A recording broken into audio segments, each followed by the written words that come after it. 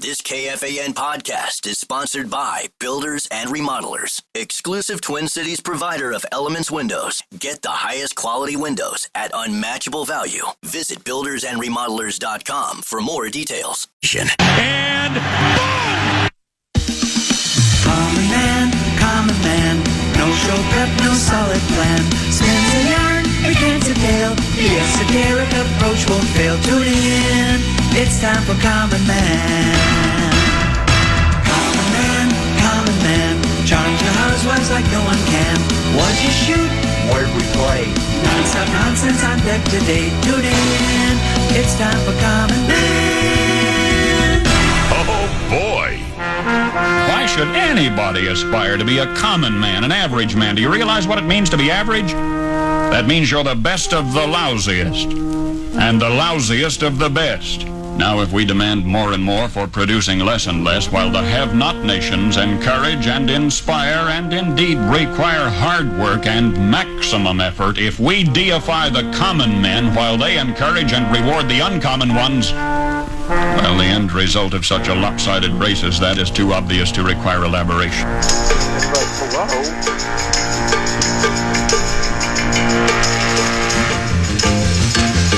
Second and 5, Thunder from the Little Giants 34. Jimmy calling out the signals, takes the snap at the toss right to Deuce, and Deuce is getting to the second level. Stiff arms one defender, spins around another. Somebody tries to grab his flag, but he can't because Deuce has wrapped it around the strap. Defensive backs running out of the way, and Deuce is gone. Touchdown, Thunder. And Deuce hits his chest twice and points to the sky as he scores his 4th touchdown of the season.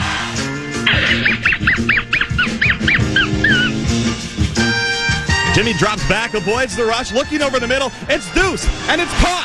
A diving catch. It didn't look like he needed to dive for it, but Deuce intentionally slowed down in order to make the acrobatic, heroic catch. I haven't seen that move since a certain Dan Cole intentionally slowed down in Little League Coon Rapids baseball tryouts. Like father, like son, and that's a Thunder first down.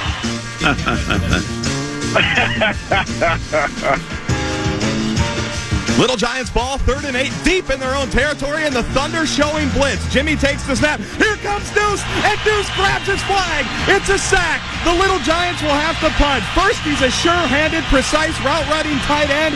Now he's a fierce pass-rushing, Rock of Gibraltar defensive end. Is there anything that Deuce can't do? And now he's going to return the punt that the Little Giants will have to do. This kid is amazing. For the first time all day, the Thunder forced the punt, 4th and 15, and Deuce takes the long snapping honors. Deuce snaps it. He snaps it to the up man. It's Robbie, and Robbie looks surprised. He hasn't seen the football all day, and Robbie's flag is snatched.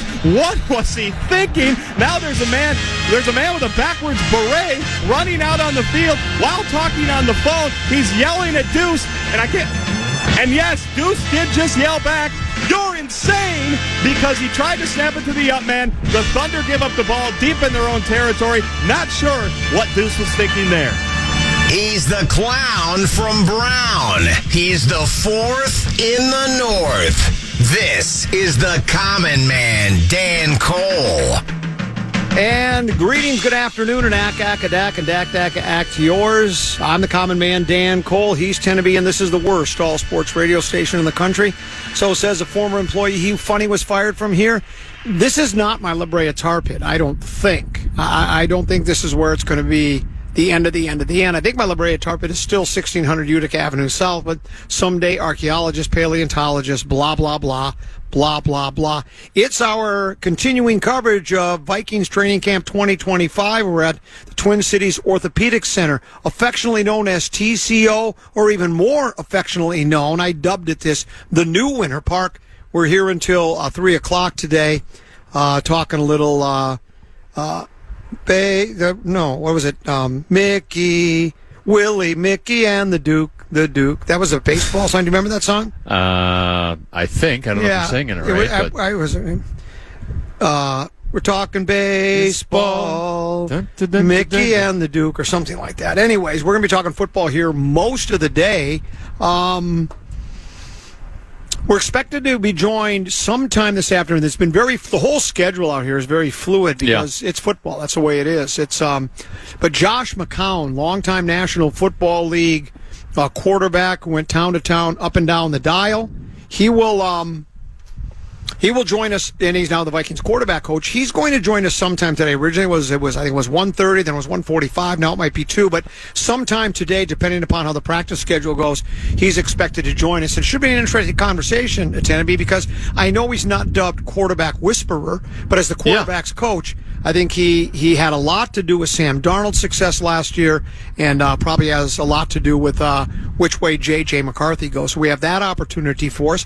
We had thought Wes Phillips was going to not actually be with us one-on-one, but he was scheduled at 1 o'clock to do a sort of podium. Yeah, the podium with the assembled media. I think that's been moved, I think you said, to 4 o'clock. Yeah, so after practice now instead of... Right. And and then Chip Scoggins, esteemed columnist, Fish Wrap Factory on the east side of the river. Chip and I, we got a good vibe. We text and talk more than most people know. We both live in Woodbury. He had told us he was going to join us. First was the noon hour, but now his schedule is all determined by what the Vikings do. So he maybe can join us sometime during the 2 o'clock hour. Yeah, he's questionable. He's currently listed as questionable. So he might be able to join us in the 2 o'clock hour, and then again, maybe not. So that's kind of the schedule we have out here, Tenneby. And Ben Lieber's out here, so I guess there's always a chance he might stop, but I would list him as doubtful. Yeah, well, because as I was walking in the gate, he was being carted. Here's the thing. He's so nice. Important. Well, he's a TV star. You and I have to park out there. We have to press the intercom at the gate. Yeah, I'm Dan Cole from KFAN. I got a show noon to 3. Could I please get in? Okay, we'll let you in. They open the door. He's escorted in. He's riding on one of those golf carts that's 3 seats deep. Yeah. Like a Cushman. And then, of course, he's not driving it. And as he goes by, all of a sudden he goes, hey, they actually let Lions fans in here? And I looked at it and I went, well, the roar has been restored. Then I said, can you join us sometime today? And he said, why would I want to do that? And he just kept going. So whether he joins us, we have a good vibe as well. Ben usually joins us 2-3 times a year. So I don't know if he's doing his television show. He is. I thought I heard he was doing something Twin Cities Live related. Okay. Well, maybe he'll have an opportunity then sometime between now and 3 o'clock to join us out here. I think we're the only show out. The PA was out here inside again, right? I don't think Big Ticket's here today. We return on Monday. No, we don't. That's right. We were going to be here Monday, but you and I now are going to be out at Hazeltine National Golf Course for the Federated Insurance Big Brothers Big Sisters. Kind of like the Common Program tour. We're just touring all the different places in the Twin Cities. We are not. I know there's been rumors out there that we're taking a trip to Las Vegas. That's not us. No, that actually is the Power Trip Morning Show. Maybe the most underwhelming big announcement since it was announced that Paul McCartney would be coming to the Twin Cities. What would have been an incredible announcement to me would have been you and I were going to Las Vegas. Now that would have been an announcement that no one would have seen coming. That would have been something. But we are not going to Vegas. We're going to stay here in the. We'll be back next Wednesday, so we'll have to figure out Oak for next week. Yeah. Oh, we are? Maybe we'll do Oak then Tuesday or Thursday? I think Thursdays are bad for him, but we'll try to get Oak out here. Tuesday. Hey, thanks. By the way, if you are driving by like that and you see us out here broadcasting live, little toot to the horn doesn't bother us at all. We do sincerely appreciate that. Tenneby, what do we expect today in practice? Is anything to, what we're going to do a little 7-on-7, a little 11-on-11 drill? Any shells today? Will they have helmets on? I don't think we'll see any contact, right? Or will we? I have no idea. Yeah, I don't know what we're going to do here on I've heard nothing about the practice. Yeah, I don't know if this is... I don't even know if they're doing a walkthrough ahead of time. I'm guessing not. Yeah, well, it looks quiet out there, almost too quiet. But they got the meat sauces out there. Those would be the tackling dummies. They got the blocking sleds, and they're rip-raring to go. We talk about the physicality of the National Football League. And they're the only sport that I know of where, what is the Thursday before the game, they issue an injury report, right? You don't get injury reports, I think, in the National Hockey League, MLB, or the National Basketball Association. Just the nature of those sports, while hockey certainly is physical and basketball can be as well.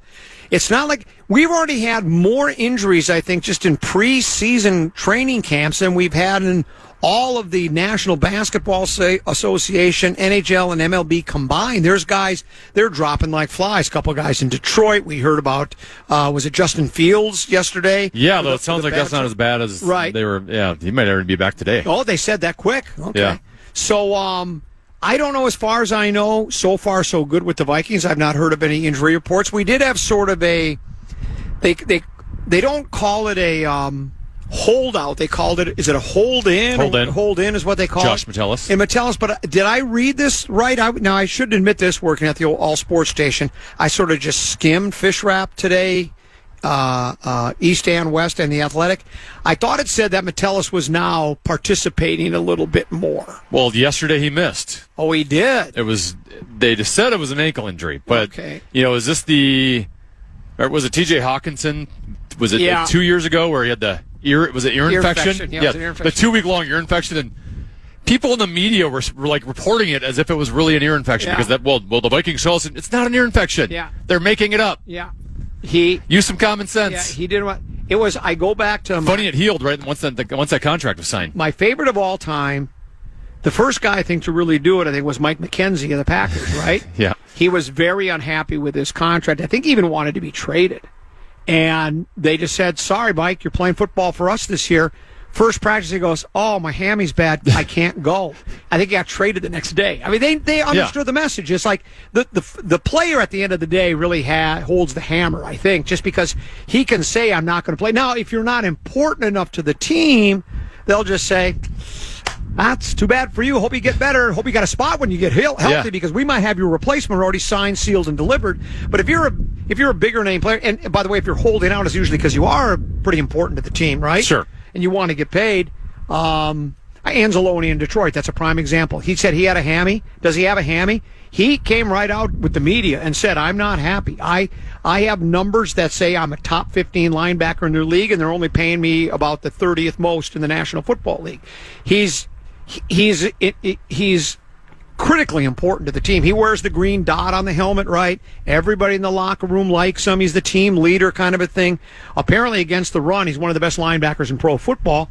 And the Lions but he's 31, and they got a lot of people to pay money to. They got, some of these guys they have already paid. Other guys are going to have to.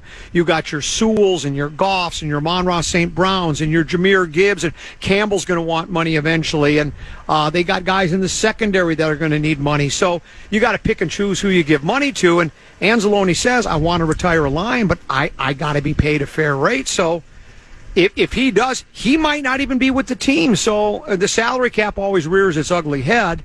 And then, well, as we said before with Metellus, I think what's tricky with his contract is there's no comparable player to him. Right. He's literally playing 5 different positions on the defense. So it's not like he's playing all his snaps at safety, and then you can compare his stats to other safeties in the National Football League. There's no one else in the league doing what he's doing, which gives him a lot of value, I'm sure, in his mind, especially in this defense. But also, if you try to go out there in free agency and play somewhere else, he won't have as much value because he doesn't have B-flow sending him in. So it's just kind of a weird contract situation. Yeah, it truly is. So, but here's what we'll do. We'll take our first break of the show, and then again, probably right around, what time do we say? Closer to 2 probably now. We're thinking Josh McCown will join us. It'll be at 1:45, 2-ish. 1:45 or 2-ish, and then maybe Chip Scoggins will come by. But we got plenty to get to. A lot of rumors, innuendos, and facts to get to with the soon-to-be big game world champ Minnesota Vikings. Broadcasting live our continuing coverage of Training Camp 2025, live from the Twin Cities Orthopedics Performance Center, a.k.a. the New Winter Park. Viking coverage right here on The Fan. If you want to chime in what's happening with your favorite KFAN shows, you can make your voice heard on the Bradshaw and Bryant KFAN text line. Just let us know what you have to say by texting your message to 64686. That is 64686. Standard text message and data rate supply.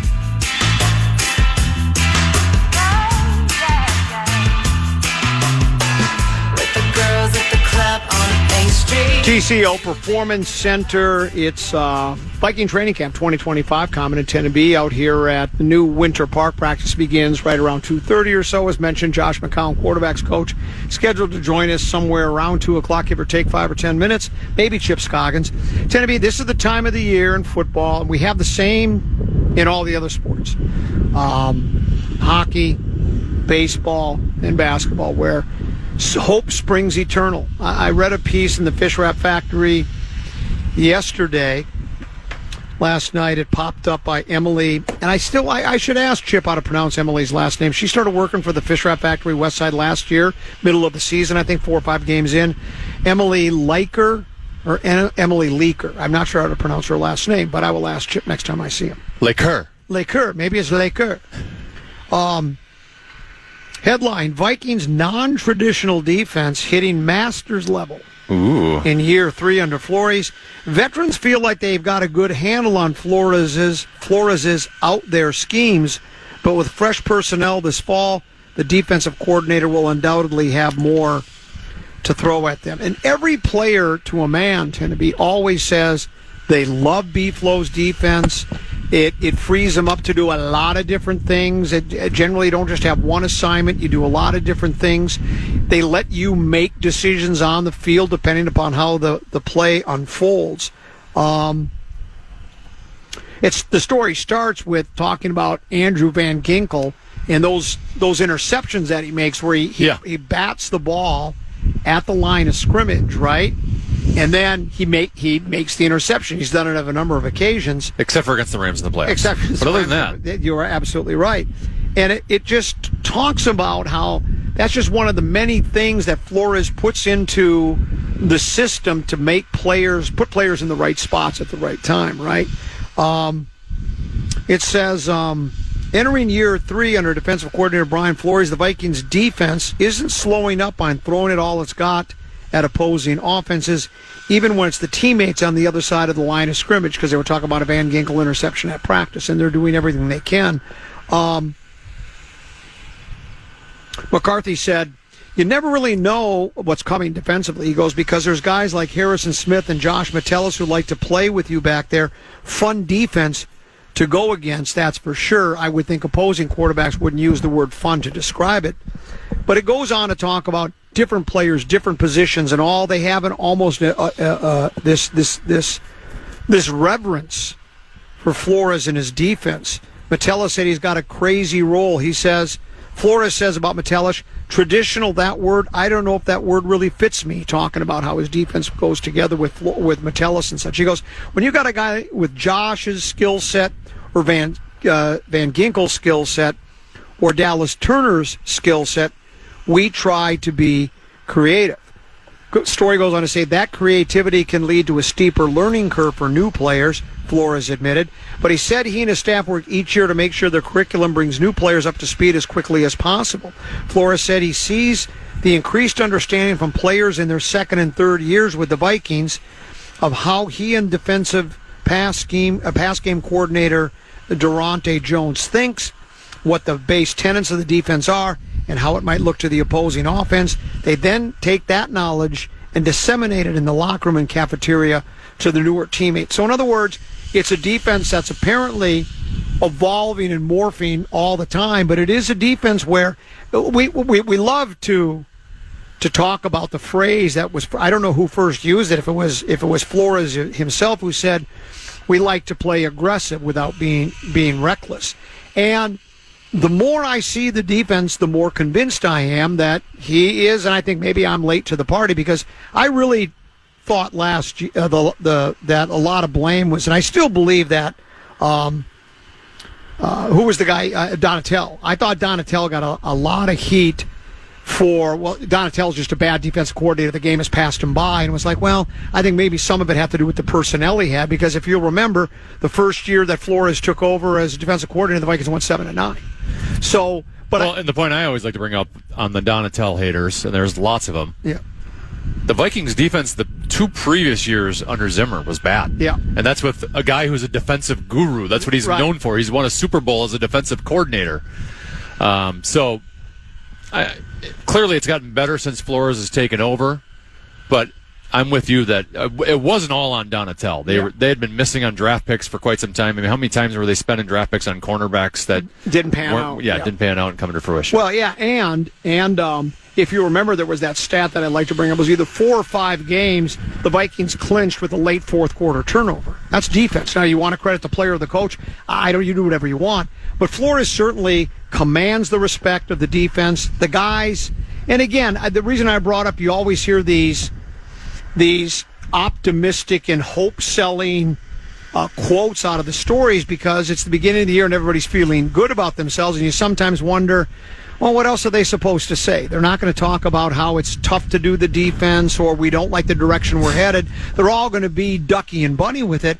But I tend to believe the players, it makes it more interesting for them, and I think they feel like they're more engaged and they're more in the process of putting the defense together and making the decisions. Because like he says, he lets them make decisions on you can't call a play every single, because the offense is constantly changing. What they're reading, what you're doing, you're reading what they're doing, and he allows them the freedom out on the field to change what they're doing and make the correct adjustments on the fly.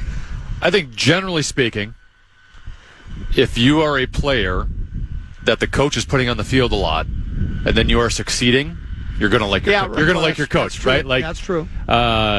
If you're the guy who's third string and never seen the field, you're really, I don't like this Flores guy very much. But if you're out there getting tons of reps, and then it appears as if Flores puts these players in positions for them to succeed, because, I mean, how many guys on that defense would you say had bad years last year? Nah. No, right? I mean, right, yep. Cashman had a great year. We already talked about the edge rushers we got, Grenard and Van Ginkel.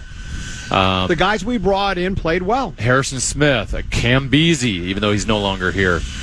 Heck, apparently Theo Jackson did enough to warrant a new contract this year, and Cam Beasy was able to be moved on.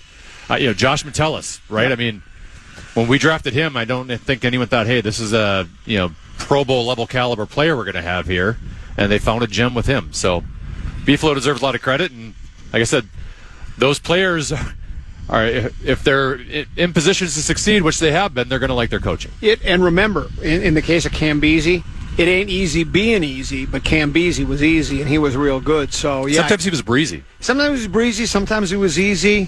For cheesy. Yeah, well, exactly. He was a little of this, a little of that, with the emphasis on the line. Let's take our second break of the hour. When I come back, Tenneby, it's football related, but it's, again, proof that the esoteric approach reigns supreme. It's football related. It's something I've been trying to get teams to do forever, and it looks like it's finally happening. We'll take a break. We'll get to 7 foot tall field goal blocker. You blew the tease. Oh, I didn't think that was real. No, this was a tease.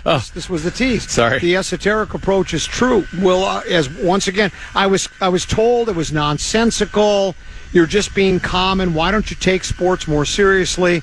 It looks like my advice is being taken seriously. We'll take a look at that next. It's the Common Man Program, along with Tenneby. We're out here at TCO Performance Center. Vikings training camp coverage continues here on the Fan.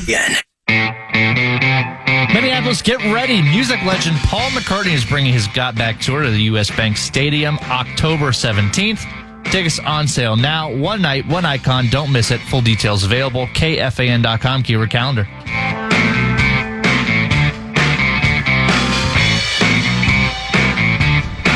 Tenneby, as a major market radio talk show host, social commentator, I've employed what I like to call the esoteric approach to sports. Sports is your whole life, just sports.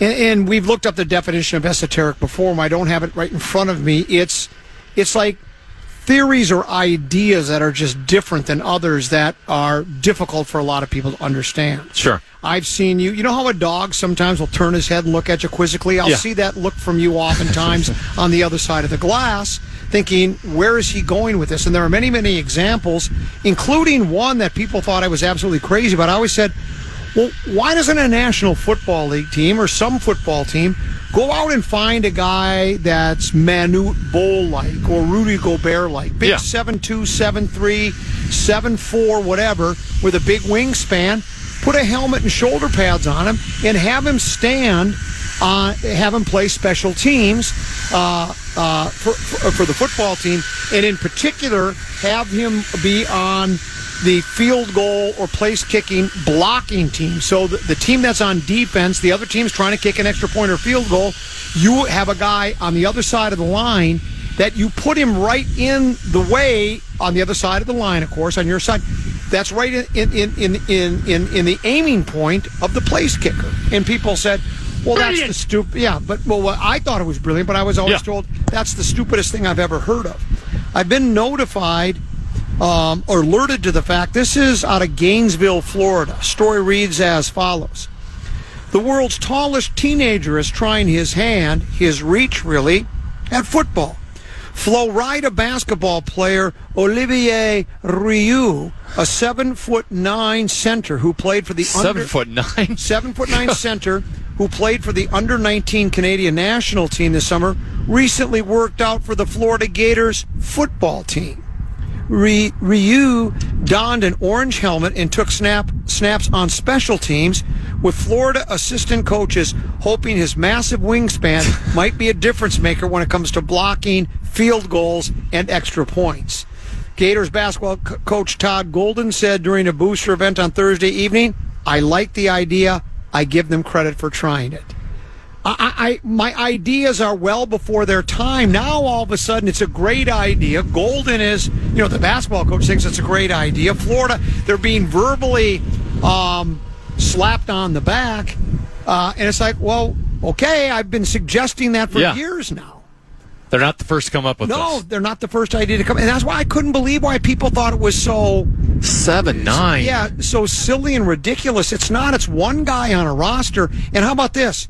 You use him now again, he's probably going to be brittle, right? I mean, I know if you put him on offense, like you're going to have a wide receiver, they're going to try to snap him in half. But imagine what a target you just have. Well, just the red zone. Right, exactly. You get the red zone. You just throw it up there. He's going to catch it and nobody can. The opposing team can't stop him. Your mama can't stop him. Your daddy can't stop him. The police can't stop him. The 5'11", 185-pound cornerback is not going to be able... not a chance. And then you also use him on the Hail Mary at the end of the half, at the end of the game. You throw it up there, he's going to get it every single time. And they now, that might be a little bit different just because he's got to be able to run down the field in a certain amount of time, and that might be an issue. But I do think, you're at the 5-yard line. You just post him up on the outside. It's not like they're going to have some tall guy covering him. Yeah, but you know what you say about running downfield, you're right, but with as long of a gait as he's got, to probably take him 3 steps at 7'9" to get down into the end zone. And either way, I don't know why it hasn't been thought about employing a guy like that and just giving. I mean, the worst that can happen is it doesn't work. But if it, to me, it only makes sense. If he's 7'9", how is he not on track to go to the NBA? Well, that would be my question. I think he could be a 2-sport star. Is what he sure, could be. He'll play both. He could play both. Is what he could play. Well, even on the field goal blocking, obviously one you could put him right in the middle of the line. Exactly. But if there's a field goal that's 55, 60 yards, he's tall enough. You could put him right by the goal post. Is that legal? Why isn't it? I don't know. And just come up and like your goaltending in basketball, you just knock it out. The ones that are going to be just over the goal, the crossbar. I don't know if that's legal or not, because I've thought of that just with one of those really long attempts that barely get over the crossbar. Yeah, that's what I'm saying, yeah. But I'm talking about you could even just have, I think, a guy like a Hawkinson at 6'8" give that a try, but maybe he wouldn't be able to leap that high. But, yeah, I just think thinking out of the box. Remember, we used to just love the guy that said, was he at the high school and then he went to college where he said, I'm never punting. I'm never going to punt the ball. And he didn't. And we had him on in an interview. Of course, I think he got fired like the next week or something like that, or he retired, because it doesn't always work. That punting on every single play, I think it's sort of like with Campbell going for it on every single 4th down. You got to pick your spots a little bit. But same thing, guys that think out of the box. Here's another one. And if I'm the Vikings, undrafted free agent. Yes. Right? I'd rather take I get every once in a while you get an Ivan Pace and you get an Adam Thielen. Right, I get it's John Randall. It's happened before, but generally speaking, like if you got a guy who's an undrafted free agent, like if he could somehow make the team as a special teams player, you've hit gold. Correct. Take shots on that guy. Yeah, that's what I would do. And again, he could become a 2-sport star. It's sort of like another idea I came up with that I was mocked and ridiculed for was signing 4 or 5 of the best free agent running backs in the league and put them in the same backfield. And again, that one's not been tried yet. But mark my words. There will come a day when some team will sign. They'll take not these particular players, but players of this ilk: Saquon Barkley, Derrick Henry, and what's McCaffrey's first name? Christian McCaffrey. They'll sign the 3 best free agent running backs and say, we have a 3-headed monster. Pick your poison. We put this guy in for 2 runs, take him out, put another guy. Then they're fresh, ready to go. They got different styles. Yeah, they don't carry the ball as much, but I think you get to a certain point in your career, all you're worried about is ships. And if that helps the team get a ship, it will. But I hope this succeeds for this kid. There also has to be, not to change the subject, but we've talked about this before, right? In the NHL, of having a sumo wrestler as your goalie. Right. There has to be someone out there that is so massively huge that if you put equipment on them, they could just sit on the ice and take up the vast majority of the net. That has to exist somewhere. Well, of course it does. That's another one, and I don't Somebody know, out there. I don't know why it's never been tried. I think maybe Bill Guerin, get on it. Maybe the reason it's never been done is you're almost afraid to do it because you'd be the first team to try it, and you might be mocked and ridiculed, and if it didn't work, you look silly. But it's like, my guess is when the tush push first came in, I don't recall the first time they tush pushed it, and I don't even remember what the reaction was, people, but I'm sure there were a lot of people that thought, well, this is the stupidest thing ever, and I know a lot of us are against it. I know you don't like the tush push. I think a lot of people think the play should be banned, and they decided not to, right? They took a vote, and it's going to continue for this year. Is that correct? Yes. I thought that's what I saw. Yeah, they didn't get enough votes. Yeah, they didn't get enough votes. They got a lot of votes. They were close. But they didn't get enough to ban it. And maybe eventually they will.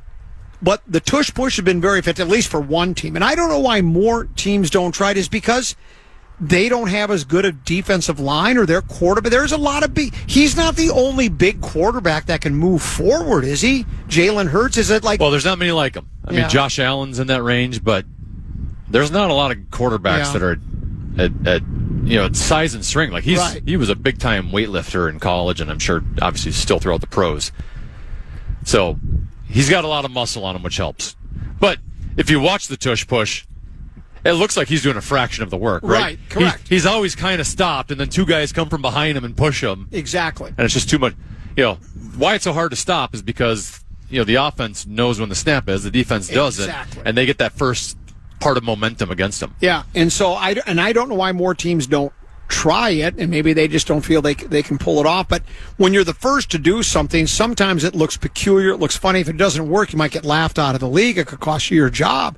But I like what the Gators are trying to do. I'd be curious to see if the kid makes it. Would the make team. me watch. Yeah. Yeah, Oh, absolutely. I'll watch Florida Gator football. I'd love to see him make the club, and all of a sudden, Bama comes down the field. Okay, drive stalls, 43-yard attempt, and there he is, the 7'9" kid with his arm. I mean, think about what his wingspan is. Yes. So if he's 7'9" with his arms above him, how he could slam dunk without jumping. Yes. So he's got to.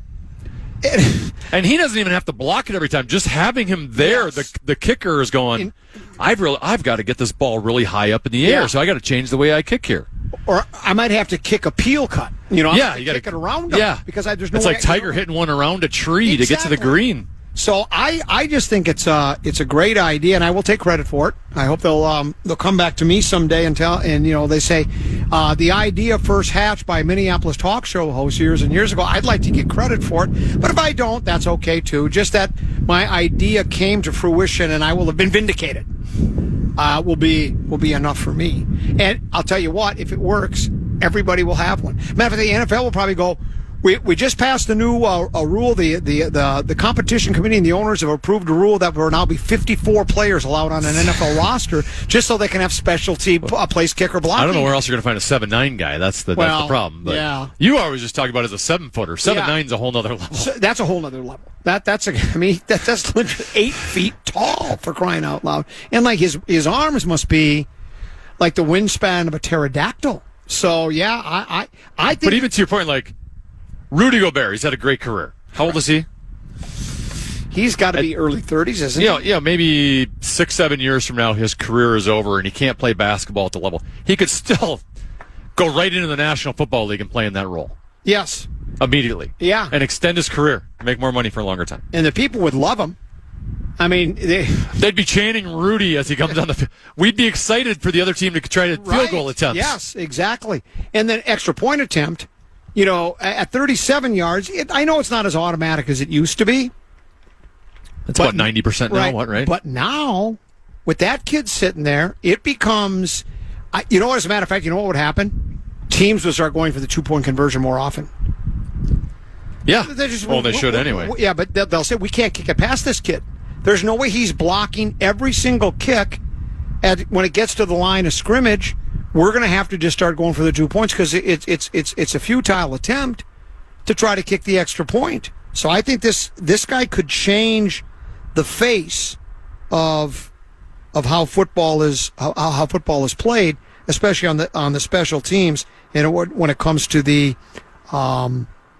place kicking position and extra points and field goals. We'll have to see how that goes.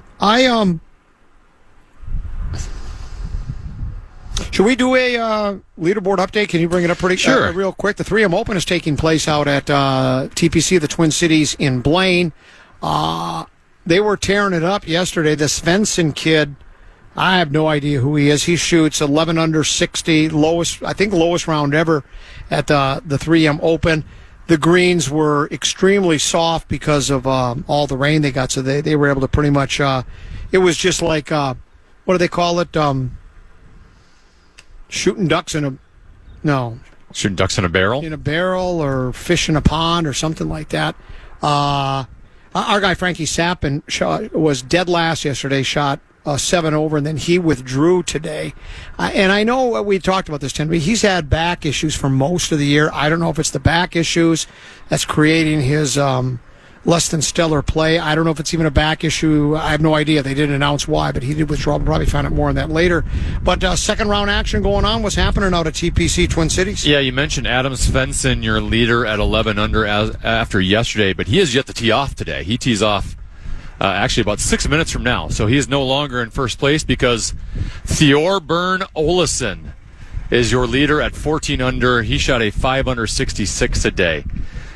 Jake Knapp, red hot as well. He's second at 13 under, 1 stroke back. He shot a 6 under 65 today. Then you have 4 tied at 11 under. Svensson would be one of them. Matthias Schmid, Chris Kirk, and Pearson Cootie, all at 11 under. 2 of those, Kirk and Cootie, still have a couple holes left on the course. Then you got some names at 10 under. They're going to be threatening here. Wyndham Clark, 6 under 65 today, so he's now at 10 under. Akshay Bhatia shot a 5 under 66, so he's got 2 back-to-back 66s for him. William Mao, Matt Wallace also 10 under, and my guy, Chris Gotterup, also at 10 under. Giddy up, Gotterup. He shot a 2 under 69. He's been red hot. He won the Scottish Open two weeks ago and then took third in the Open last week. So Gotterup and Wyndham Clark and Bhatia all within striking distance, but obviously Svensson will have a chance to climb that leaderboard once he tees off in a couple minutes here. Twins had the night off. I think it's Washington. They got Washington. They got dead last in the NL East. The Twins have had what could be described as a very enviable or very soft schedule to start the second half of the season, and they haven't done a lot with it. I mean, the Dodgers, I know, were a first place team, but they were 0-6 going into that that 3-game series with the Twins. But the Twins started the second half of the season after the All-Star break against the woeful Colorado Rockies, the rock bottom Rockies, lost 2 of 3 to the Dodgers. Now they got Washington. An esteemed columnist, Fish Wrap Factory Westside, Jim Suan, did a piece on the Vikings today, or on the Twins today. And Teneby, he said what the Twins should do approaching the trade deadline is don't buy nor sell. Neither a borrower nor a lender be. What they ought to do is just let the team stand pat and hope for good health, because Lewis and Correa now have both started to hit like they're capable of. Buxton's been hot all year. His theory is, with those 3, if they can continue to stay healthy and hit like they are now, the other bats on the team, I mean, they have other guys that can, again, I think the rest of their, I don't think as highly of the rest of their everyday lineup as a lot of the Polet pocket protectors do. I think they think we've got close to all-stars at almost every position in the field as far as hitting, and I know they're all capable. They've all in their... I think that's what it is, right? It's potential. Yes, it's right? potential. Like Byron Buxton has hit up to his potential, which we'd always hoped, but this is like a once in every 10 years type of thing for Buxton. Right. We've seen stretches from Royce Lewis, and we've gotten a little bit of a taste of that.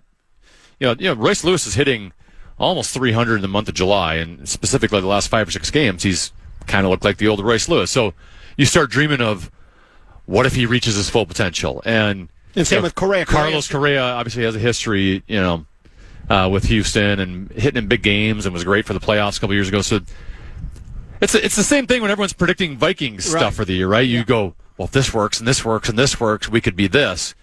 Rarely does all that work and coincide together. Lopez will come back and he should be healthy. Yeah. You hope that Ober comes back and he stays healthy. There's a lot of hope going on. And some of the other everyday players have showed. The Clemens kid looks like a real ball player, and so does Brooks Lee. The Bader guy has had a real nice season for the Twins, and a couple of other, Castro. We like a lot of the other players. So I don't even totally disagree with him. As a matter of fact, I don't know why. I mean, I don't know what you could.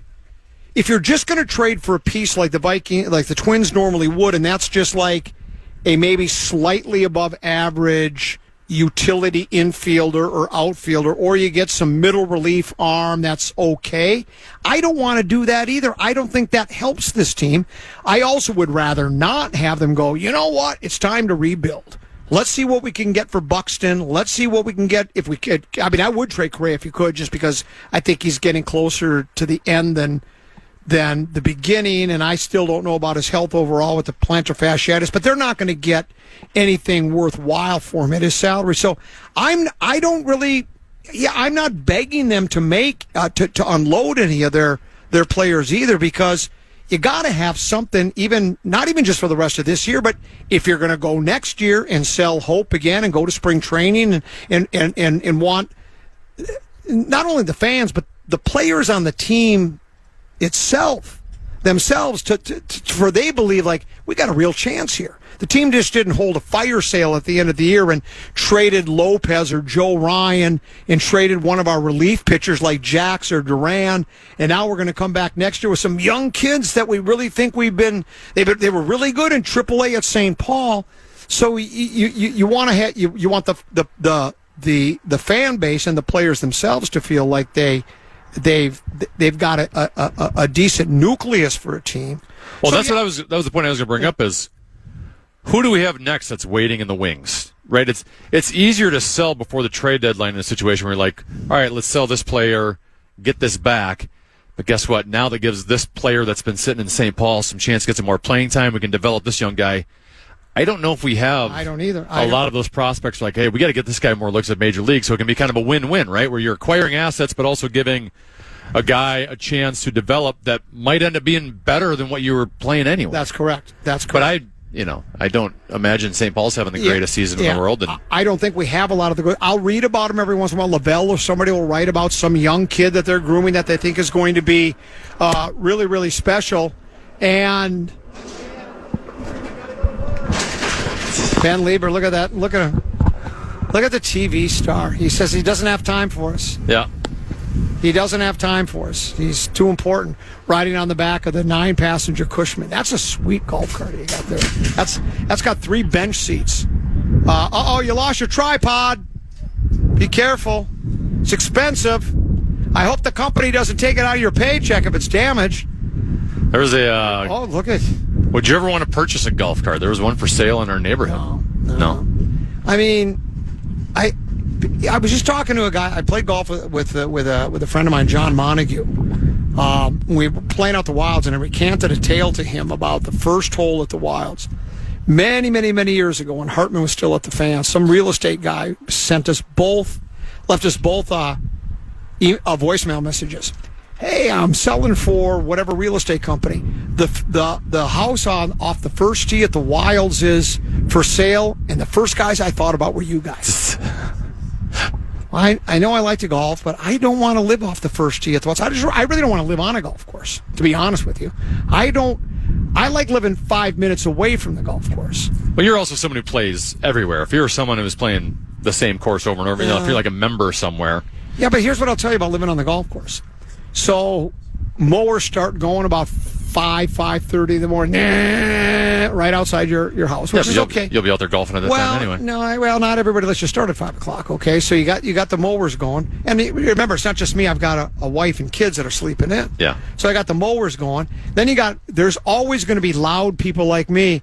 Hey, where'd you hit it on one? He's going to be really loud. And then there's always guys. Now, I would never do this. I would never just relieve myself anywhere on a golf course. No, you wouldn't do that. I would never do something. No. But you got a guy relieving himself right over, by a tree near your backyard. Well, then he's looking in your yard for 5 minutes looking for his golf ball. Exactly. So it's like hit the siding on your house. But if I live 5 minutes away, I hop in my car, pull in the parking lot, and then I'm there. So for me, living on a golf course isn't.